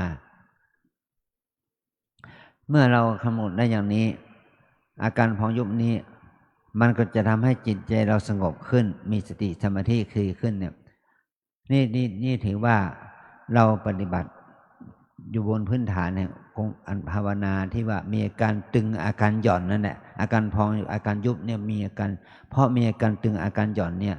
จะทำให้เรารู้สภาพรูปสภาพนามตามเป็นจริงนะต่อไปถ้าเราได้ปฏิบัติได้ชวนได้สอบอารมณ์ก็อาจารย์ท่านก็จะได้ถามรูปถามนามกับเราอย่างนี้นะเมื่อเรามีพองมียุบเนี่ยอาการพองอาการยุบเนี่ยคือเป็นรูปธรรมแล้วก็ตัวที่รู้คืออะไรตัวจิตใจเราเนาะสติสมาธิและความเพียรที่จดจ่อเนี่ย ตัวไหนตัวรู้ก็คือตัวจิตใจตัวจิตใจนี่เป็นตัวนามธรรมให้เรารู้ถึงนามรูปนามเนี่ยตามเป็นจริงในขณะที่เราเดินจงกรมเนี่ยขวาย่างหนอซ้ายย่างหนอเนี่ยเราต้องใส่ใจถึงอาการเนี่ยที่อย่างที่ผมพูดนะว่าอาการตึงอาการหย่อนอาการหนักอาการเบาอาการเย็นอาการร้อนท่านต้องจับอาการเหล่านี้ให้ได้รู้ถึงอาการเย็นร้อนอ่อนแข็งหย่อนตึงนี่แหละถือว่าเป็นรูปธรรมรูปธาตุตัวสติที่กำหนดรู้เนี่ยรู้เด่นรู้ร้อนรู้อ่อนรู้แข็งรู้ตึงรู้ไหวเนี่ยเป็นอาการของนามธรรมนามธาตุให้เรารู้อย่างนี้แม้ว่าเราจะรู้สึกยากรู้สึกลำบากรู้สึกเปิดเราก็ต้องใส่ใจเอาใจใส่ดูแลตัวเราเองอย่างนี้นะอย่างที่ผมได้กล่าวถึงว่ายาวะเดวะยานมัตตายะปฏิสติมัตตายะอนิชิโตจะวิหารตินาจะริงจิโลเกอุปทิยติเนี่ยกายสักแต่ว่ากายสักแต่ว่าอาศัยเป็นที่รู้สักแต่เป็นอาศัยเป็นที่ระลึกไม่เข้าไปยึดติดไม่เข้าไปยึดถือนะเวทนาสักแต่ว่าเวทนานะนี่เหมือนกับว่าถ้าเรามาปฏิบัติเนี่ยครูบาอาจารย์พระพี่เลี้ยงท่านแนะนำเรากำหนดเนี่ยเดินกำหนดนั่งเนี่ยเรารู้สึกปวดรู้สึกเจ็บรู้สึกชารู้สึกทุกข์เหลือเกินเพราะเราไม่มีความเคยชินมาก่อนนะเรานั่งอยู่กับการในอิริยาบถนั่งเนี่ย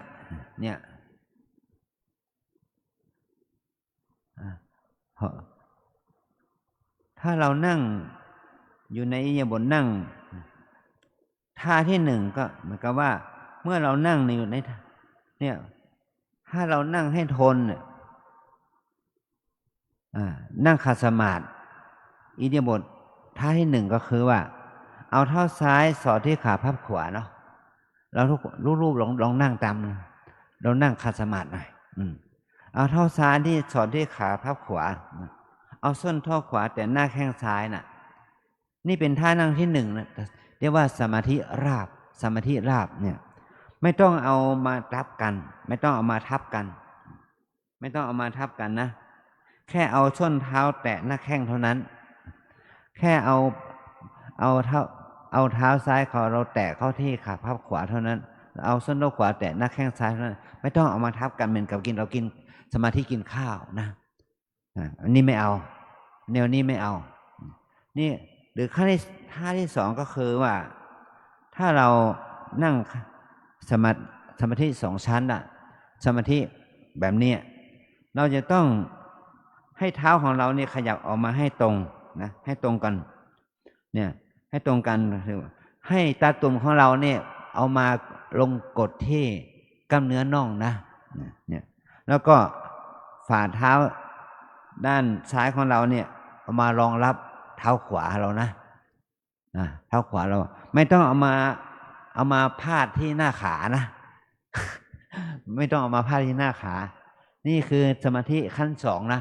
สมาธิสองชั้นนะ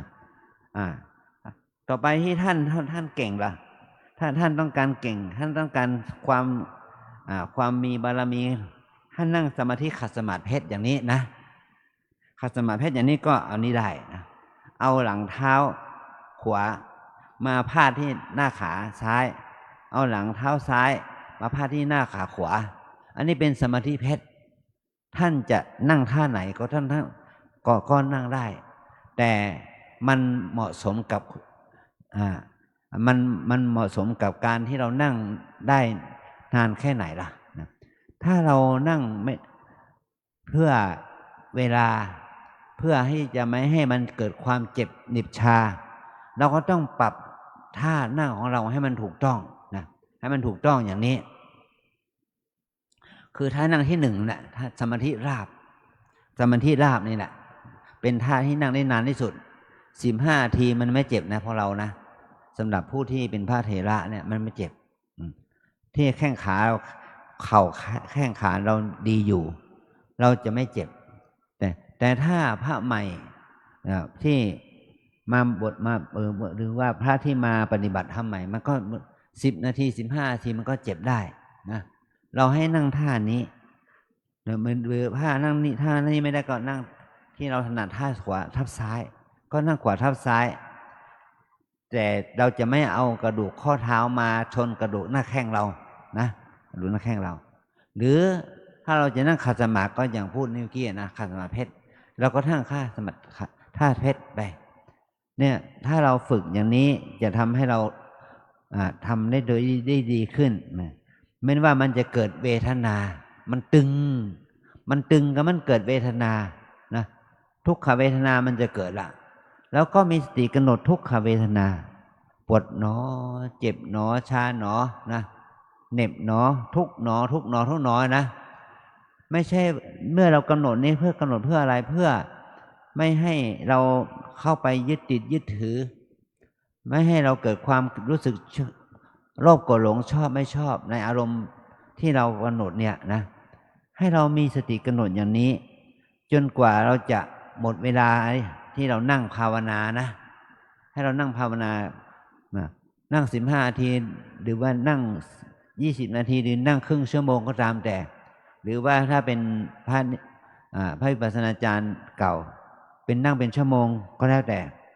แล้วเราก็นั่งได้ให้มันนั่งได้ให้มันถึงให้มันมีวินัยในการนั่งของเราให้รู้ถึงอาการให้รู้ถึงกายว่ากายนี้เป็นอย่างนี้กายอย่างนี้เวทนาเป็นอย่างนี้ปวดหนอเจ็บหนอชาหนออย่างนี้อาการปวดเจ็บเหน็บชามันก็เป็นกรรมฐานให้เรารู้สึกถึงว่าอาการปวดเจ็บเหน็บชาก็เป็นพระธรรมก็เป็นพระธรรมเหมือนกันนะกายเวทนาจิตธรรมเวทนาก็เป็นพระธรรมเหมือนกันไม่ใช่มีแต่กายเท่านั้นที่เป็นพระธรรมนะเป็นพระกรรมฐานเวทนาก็เป็นพระกรรมเหมือนกันนะเมื่อเวทนามันปวดเจ็บอย่างแรงก็คือว่าพระธรรมนั้นปรากฏแก่เราอย่างแจ่มแจ้งแจ่มชัดนะเวทนามันเกิดกับเราอย่างแจ่มแจ้งแจ่มชัดก็กำหนดเวทนาอย่างนั้นปวดหนอเจ็บหนออย่างนั้นนะมันไม่ไหวจริงๆก็ค่อยกำหนดอยากเปลี่ยนหนออยากเปลี่ยนหนออยากเปลี่ยนหนอขยับหนอขยับหนอไปตามนั้นนะจนกว่ามันจะหายปวดไปนี่คือให้เรารู้สึกถึงว่าร่างกายของเรานี่มันมีความสมดุลหรือเปล่ามันมีทุกข์มีสุขอย่างไรหรือเปล่าเราก็ต้องกำหนดอย่างนั้นนะมีสติกำหนดอย่างนั้นถ้ามันเกิดความชอบไม่ชอบมีความยินดียินร้ายก็มีสติกำหนดชอบใจหนอไม่ชอบใจหนออย่างนั้นที่ว่าวินยะโดเกอภิชาโทมนัสสังเนี่ยให้เรารู้สึกถึงอารมณ์อย่างนั้นกายเวทนานั้นมันจะก่อให้เกิดทุกข์เกิดสุขอย่างไรก็ให้เรามีสติรู้อย่างนั้นให้อดทนต่อการต่อการเดินการนั่งนี่แหละเมื่อเรานั่งต่อหน้าพระประธานนะต่อหน้านั่งต่อหน้ารูปเหมือนหลวงปู่อย่างนี้นะเราลองคิดดูว่าแค่นี้เราจะทนไม่ได้เชียวหรือเรานั่งต่อหน้าพระพุทธรูปเป็นรูปพระพุทธปฏิมาเป็นพระพุทธเจ้าเนี่ยเมื่อพระองค์นั่งอยู่อย่างนี้เราจะไม่ทนเชียวหรือเรามานั่งมาปฏิบัติบูชาคุณครูบาอาจารย์เราจะไม่ทนอย่างนั้นเชียวหรือเนี่ยให้เราระลึกถึงบารมีธรรมของหลวงพ่อหลวงปู่ครูบาอาจารย์รวมไปถึงว่าโยมที่คุณหญิงสุนึกเป็นวัฒนะเนี่ยท่านได้อุตส่าห์บริจาคทรัพย์70 ล้านให้เรามานั่งที่นี่ได้เนาะให้มีมหาสนานี้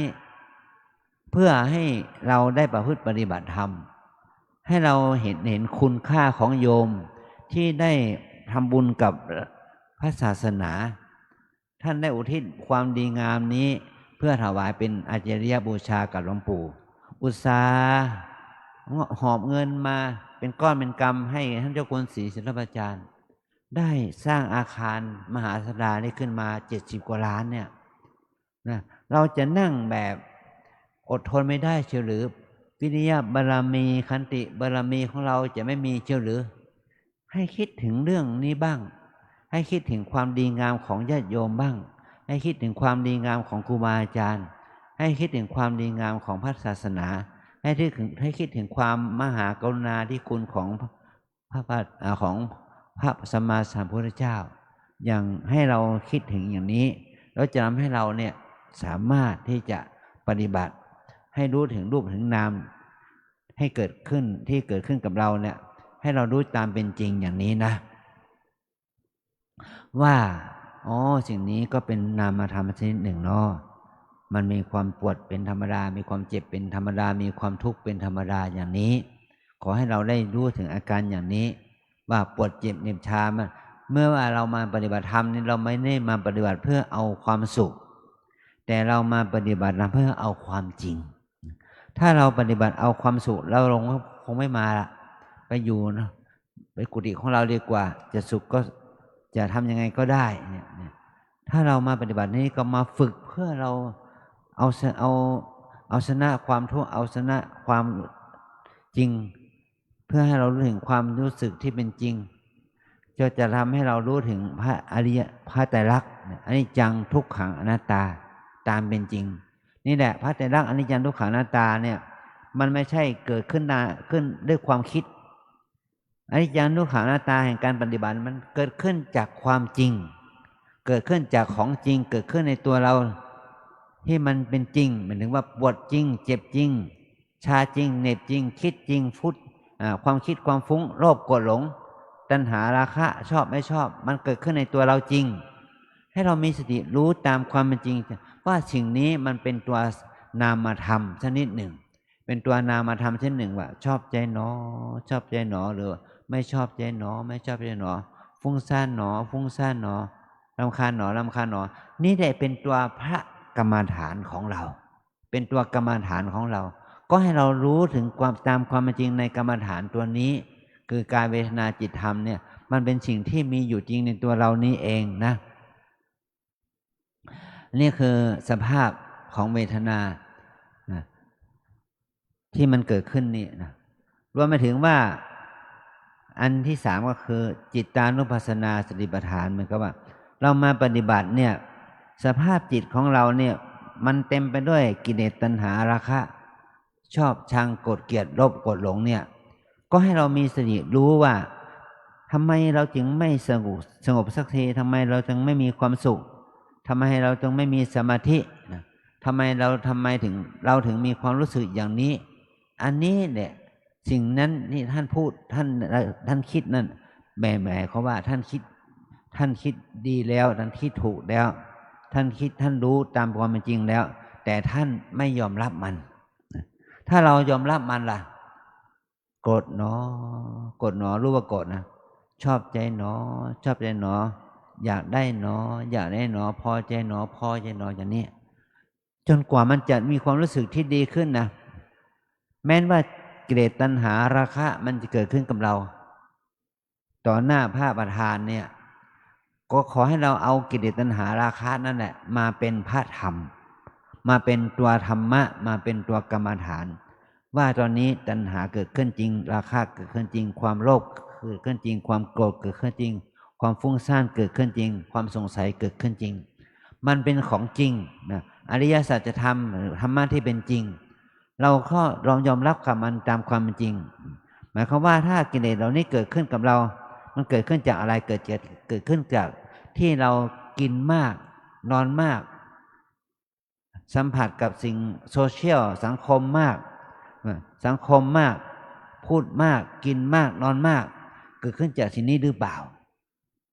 เราก็ต้องพัฒนาตัวเองนะว่าจะกินน้อยนอนน้อยพูดน้อยสังคมน้อยมันจะทำให้เราดีขึ้นไหมนี่เราต้องพิจารณาของตัวเราเองอย่างนี้นะถ้าเราเป็นคนที่ชอบกินมากนอนมากพูดมากสังคมมากมันก็ทำให้เรากินเอ็ดมากอกุศลเกิดขึ้นมากเนี่ยแต่ถ้าเราปฏิบัติให้ดีขึ้นลดการกินลดการนอนลดการกินอยู่ลดการเป็นอยู่อย่างนี้มันจะทำให้กิเลสของเราเกิดขึ้นน้อยลงไหมก็เราก็ต้องพิจารณาตัวเราเองอย่างนี้นะขอให้เรารู้ถึงความเป็นจริงของร่างกายและจิตใจของเราอย่างนี้ว่าจิตเมื่อเราภาวนาในจิตรู้ว่าคิดเนาะคิดอดีตก็ตามคิดอนาคตก็ตามเรามาถึงที่วัดพระธาตุศรีจอมทองสำนักปฏิบัติของหลวงปู่เนี่ย มาได้แค่ตั้งแต่วันที่20เนาะลงทะเบียน20 21 22 23วันนี้บางคนก็มาก่อนนั้นวัน2วันเนาะมาไม่เกิน5วันอ่ะเราจะหาความสุขสงบได้ยังไงเราจึงมาเพียงแค่5วันครูบาอาจารย์หลวงพ่อหลวงปู่ท่านยังมาอยู่ที่นี่กี่ปี20 ปีกว่า30 ปีนะท่านสอนกรรมฐานมา20-30 ปีเนี่ยก็มาสอนกรรมฐานกับคนที่มีจิตคิดฟุ้งซ่านกันทั้งนั้นน่ะนะไม่ใช่มาสอนกรรมฐานคนที่มีจิตสงบมีฌานมีสมาธิมีญาณปัญญาเข้าถึงมรรคผลนิพพานกันแล้วไม่ใช่อย่างนั้นท่านสอนคนที่มีกิเลสมันเหมือนกับพวกเรานี่แหละครูบาอาจารย์วิปัสสนาจารย์ก็ต้องทนท่านว่าท่านมีสภาพจิตเป็นยังไงฟุ้งซ่านหรือไม่ฟุ้งซ่านคิดนึกหรือไม่คิดนึกสงบหรือไม่สงบชอบไม่ชอบยังไงจิตคำถามที่ท่านถามที่พระวิปัสสนาจารย์ถามมันก็เป็นความคำถามที่เป็นพื้นแต่มันเป็นจริงของเรานะไม่สงบฟุ้งซ่านง่วงเหงาหาวนอนฟุ้งซ่านถึงอดีตที่เคลื่อนฟุ้งซ่านถึงอนาคตฟุ้งซ่านถึงวัดวาอารามศรัทธาญาติโยมก็ให้เรามีสติระลึกรู้ถึงความฟุ้งซ่านความโลภโกรธหลงเหล่านั้นว่าตอนนี้เราไม่ใช่เป็นคนที่สงบไม่ใช่เป็นคนที่มีสมาธิไม่ใช่เป็นคนมีสติสมบูรณ์แต่ให้เรารู้ถึงสภาวะจิตของเราว่าตอนนี้ขณะนี้เป็นเช่นใดถ้าเรารู้อย่างนี้ก็จะทำให้เรามีความเพียรความศรัทธามากขึ้นหมายความว่าถ้าเรามาปฏิบัติเนี่ย2-3 วันเนี่ยเรารู้สึกว่าเราฟุ้งนั่นแหละหมายความว่าเราทั้งหลายมีสติขึ้นแล้วมีสติขึ้นแล้วเรามีสติว่าฟุ้งมีสติว่าคิดมีสติรู้ว่าพอใจไม่พอใจมีสติรู้ว่าชอบไม่ชอบรำคาญสงสัยอะไรตรงนี้แล้วก็ให้เรามีสติระลึกรู้ตามอาการที่มันเป็นจริงอันนี้ถือว่าเป็นข้อที่3มีจิตรู้ยังไงให้เรารู้ให้มีสติกำหนดอย่างนั้นนะไม่ต้องอายตัวเองไม่ต้องอายครูบาอาจารย์ไม่ต้องอายอาจารย์ที่สอบอารมณ์เรานะให้รู้ตามความจริงว่าตัวเราเป็นเช่นนี้เนาะเนี่ยเราเป็นพระมา20 30 40 พรรษาเรายังแพ้กิเลสของตัวเองนะแพ้ความรู้สึกที่ไม่ดีอกุศลจิตอกุศลธรรมยังเกิดขึ้นกับเราแต่ให้เรารู้ว่าอันนี้เป็นของจริงเป็นสัจธรรมให้เรารู้อย่างนี้นะอันที่3ต่อไปก็คือว่าเมื่อเราปฏิบัติเนี่ยเราจะปฏิบัติมาเราจะแพ้ตัวหนึ่งก็คือธรรมารมณ์คือสิ่งที่เราคิดนึกความ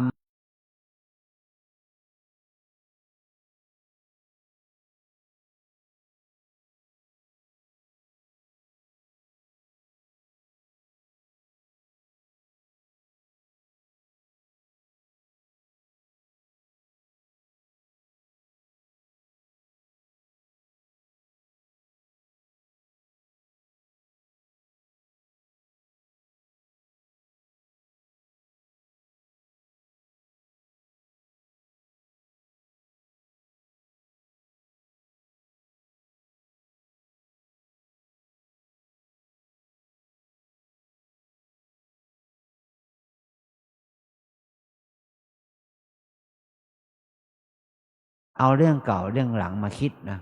เอาเรื่องเก่าเรื่องหลัง5 ปี10 ปี20 ปีมาคิดเรื่องที่มันเลวร้ายแค่ไหนก็ตามแหละถ้ามันผุดขึ้นมาในใจเรานั่นแหละมันเป็นสิ่งที่ดีแล้วเราจะได้ชำระล้างคิดหนอฟุ้งซ่านหนอรำคาญหนอโกรธหนอเกลียดหนออาฆาตหนอพยาบาทหนอที่ท่านพูดว่าท่านที่ทำคำพูดที่พูดว่าบุญคุณต้องทดแทนแค้นต้องชำระเนาะเนี่ยที่เป็นคำสุภาษิตของชาวจีนที่ว่าหนังจีนน่ะบุญคุณต้องทดแทนแค้น ต้องชำระตอนนี้แหละถ้าเรามีความแค้นอะไรขึ้นมาเนี่ยให้เราชำระออกไปจากใจของเราเสียไม่ต้องไปชำระกับคนนั้นคนนี้นะไม่ต้องชำระกับคนที่เราอาฆาตแค้นชำระแค้นออกจากใจเราให้ได้ให้เรามีความได้ว่าอโหสิถ้าเรามีความแค้นกับใครกับพ่อกับแม่กับปู่ย่าตายายพี่น้องญาติมิตรสามอดีตภรรยาหรือว่าลูกหลานศรัทธาญาติโยมสาธุชนญาติโยมอะไรก็ตามแต่ให้เราชำระแค้นเสียหน่อยนะให้เราชำระแค้นให้เราอโหสิกรรมขอให้ท่านทั้งหลายอโหสิกรรมให้ข้าพเจ้าด้วยข้าพเจ้าขออโหสิกรรมให้ท่านทั้งหลายนั่นเนี่ยอันนี้ให้เรานั้นชำระแค้นออกจากใจหมายคือว่าธรรมารมณ์นะมันเป็นตัวธรรมารมณ์เมื่อธรรมารมณ์เหล่านี้เกิดขึ้นได้เราต้องชำระธรรมารมณ์นี้ออกไปเนี่ยธรรมารมณ์มันก็คือเป็นตัวอารมณ์ที่เป็นจริงที่เกิดขึ้นกับตัวเราแม้ว่ามันจะเกิดขึ้นในขณะไหนขณะที่เราทำวัดสวดมนต์อยู่ก็ตามขณะที่เราเดินอยู่ขวาย่างซ้ายย่างอยู่ก็ตามขณะที่เรากำลังกราบอยู่ก็ตามขณะที่เรากำลังนั่งภาวนาพองหนอยุบหนออยู่ก็ตามก็ขอให้เรานั้นได้มีสติกำหนดอารมณ์เหล่านี้ออกไปจากใจของเราทันทีนะเมื่อเรากำหนดรู้ตามความเป็นจริงอย่างนี้ก็จะทำให้เราได้ชำระจิตใจจากจิตใจที่ขุ่นหมองเศร้ามัวให้เป็นจิตใจที่มีสติมีสมาธิมีปัญญาเกิดขึ้นนี่แหละคือว่าเราได้ตั้งอารมณ์กรรมฐานของเราให้เกิดขึ้นในตัวเรานะตั้งอารมณ์ตั้งให้เรามีสติมีสัมปชัญญะมีสมาธิมีความเพียรมีความอดทนต่อสภาวะธรรมที่มันเกิดขึ้นในขณะนี้นะแม้ว่าเราจะปฏิบัติมาวันนี้เป็นวันแรกเนี่ยเราจะต้องใส่ใจดูอารมณ์ของเราดูอาการของเราที่มันมีความรู้สึกที่ดีไม่ดีเนี่ยว่ามันเกิดขึ้นอย่างไรก็ให้มีสติรู้อย่างนั้นโกรธเกลียดชังโลภโกรธหลงอย่างไรก็ให้มีกำหนดรู้อย่างนั้นมันเป็นสภาวะของธรรมารมณ์ที่เกิดขึ้นในใจเรานะนี่คือการหมายความว่าข้อแนะนำที่ให้พวกเราที่เราจะต้องตั้งอารมณ์กรรมฐานของเรานะอารมณ์กรรมฐานก็มันไม่ใช่อะไรอื่นในแก่สิ่งที่กำหนดที่สิ่งที่เกิดขึ้นตามเป็นจริงในขณะที่เรากำหนดรู้นั่นแหละให้เรารู้ตามเป็นจริงมันจะเป็นทุกข์เป็นสุขมันจะเป็นดีเป็นชั่วเป็นบาปเป็นบุญเป็นกุศลอกุศลชอบไม่ชอบยินดียินร้ายอะไรก็ให้เรารู้อาการเหล่านั้นนะเราปฏิบัตินี้ใหม่ๆนี้ขอให้เรารู้ตามเป็นจริงอย่างนี้แหละถือว่าเป็นการปฏิบัติถูกเป็นไม่ใช่ว่ามีแต่กิเลสเราไม่มีวาสนาอันนี้ไม่ใช่เรารู้กิเลสนั่นแหละเป็นคนมีวาสนาเรารู้กิเลสเรารู้โลภโกรธหลงนั่นแหละเราเป็นคนมีบุญมีวาสนาเกิดขึ้นกับเราแล้วเป็นบุญเป็นบารมีธรรมแก่เราแล้วที่เราได้รู้ตัวเองว่าเรายังมีกิเลสอยู่นะ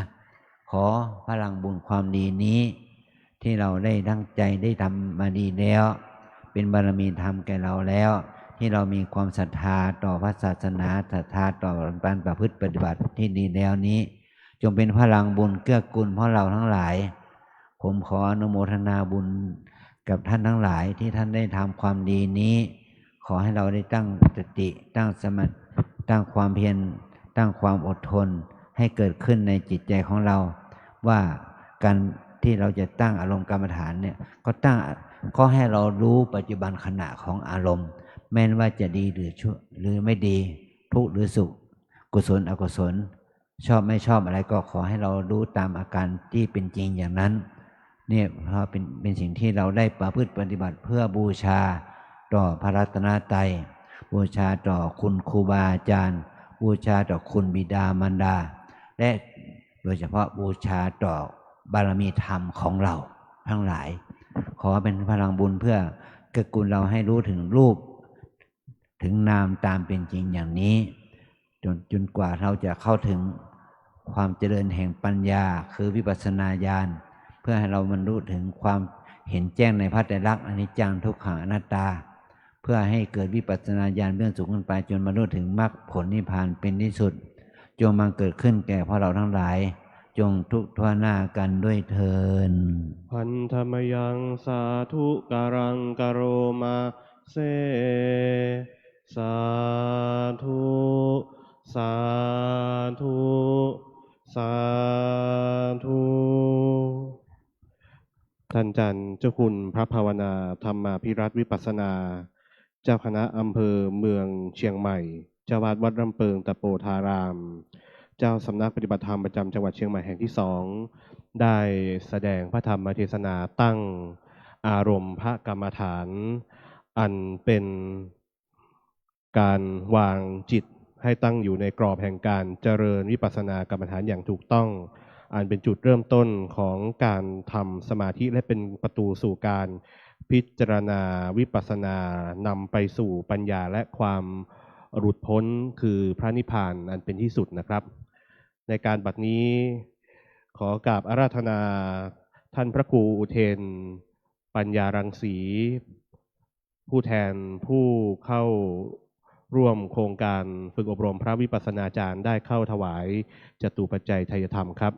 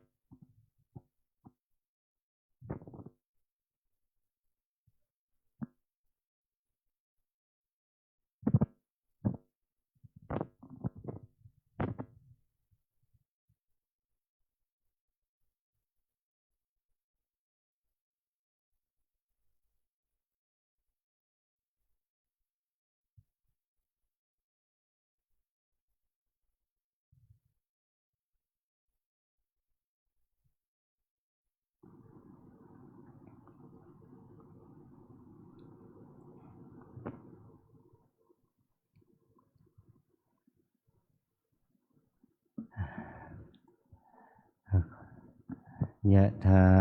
วาริวหาปุราปาริปุเรนติ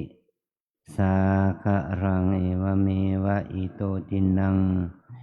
เปตานังอุปกัปปติอิชิตังปฏิตังตุมหังคิปะเมวะสมิจฉตุสพเพปุเรนตุสังคปาจันโทปนะระโสยถามณิโชติระโสยถาอายัญจโคทกินาทินนาสังคัมมิสุปฏิจิตาติคารตังหิตยัสสะธานาโสอุปกัปปติโสยติธโมจะอายังทัสสิโตเปตานาปูชาจักตาอุราลาภายัญจะภิกขุนมนุปปทินังตุมเหหิปุญญังภสุตังอนัปปกันติจิยสิทธิธนังลาภังสุทธิภคยังสุขังพลังสิริอายุจวันโนจะโภคังบุตติจยสวาสตวัสสาจะอายุจะชีวาสิทธิภวันตุเตสพิติโยวิวัชชันตุสัพพะโรโควินัสตุมาเตภววันตรายโยสุขีทีขายุโกภวะอภิวาทนาสีริสนิจังวุธาปจายโนจตารโอธรรมวัฏันติอายุวันโนสุขังภะลัง สาธุสาธุสาธุ อันนี้ผมขอถวายเป็นปัจจัยบำรุงเป็นค่าอาหารเช้าอาหารเพลน้ำปันนาให้แก่ให้ปัสนาจารย์ที่เข้าลงทุกลูกทุกท่านนะครับสาธุ ในลำดับต่อไปจะได้ขอกราบอาราธนานิมนต์พระมหาเถระพระเถรานุเถระพระภิกษุ ผู้เข้าร่วมโครงการทุกรูปและผู้ที่อยู่ในมณฑลพิธีแห่งนี้นะครับได้เจริญพระกรรมฐานนั่งกำหนดอารมณ์วิปัสสนาเป็นเวลา10 นาทีนะครับขอกราบอาราธนานิมนต์ครับ